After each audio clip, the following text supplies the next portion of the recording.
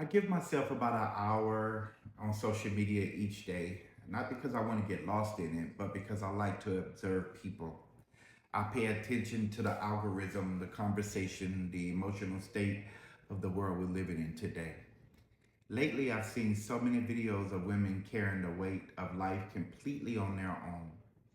A video that stands out was about this young lady leaving church. Her car starts shaking, and she said the realization hit her that if something happened, she was headed home to an empty house. No one would be waiting for her. No one would greet her at the door. No one would know if she needed help. Another video of a woman cutting her grass in 108-degree heat.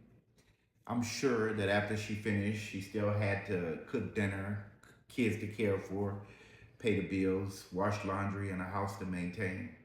But she kept pushing because she had no other choice. So this message is for all the single women out there doing it all on their own. I want you to know that I see you, I commend you, I salute you, and I respect your strength. But I also want to remind you that just because you can do it all doesn't mean you're supposed to do it all. There are still good men out here, and men who don't see your strength as something to compete with, but something to honor. Men who are willing to love you past your pain and cut the grass and wash the car and help pay the bills and carry some of the weight and simply make life easier, not because you're incapable, but because that's what partnership looks like.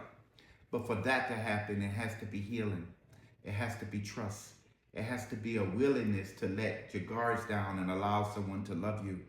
Pain has a way of convincing us that we have to survive alone. But healing reminds us that we were created for connection.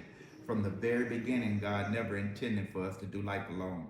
His word says, "He who finds a wife finds a good thing and obtain favor from the Lord." That tells me that marriage is a blessing, not a burden.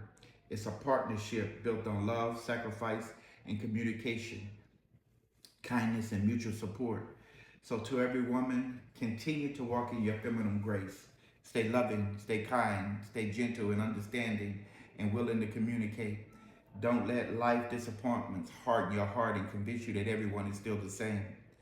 I believe the enemy have done everything possible to divide men and women and make us distrust one another and settle for isolation instead of unity. But God's design has always been for unity, where two or more are gathered in his name, that he's in the midst of us. We are created to love, support, and build together. You weren't created to carry every burden by yourself. Don't give up on hope, and don't let temporary pain convince you to miss out on a beautiful partnership that God has waiting for you. Thank you very much for watching this. Again, this is for the ladies. I hope you can listen at this, receive this, and let it bless your life. Okay? This is RG with real life, real topics. You have a good evening.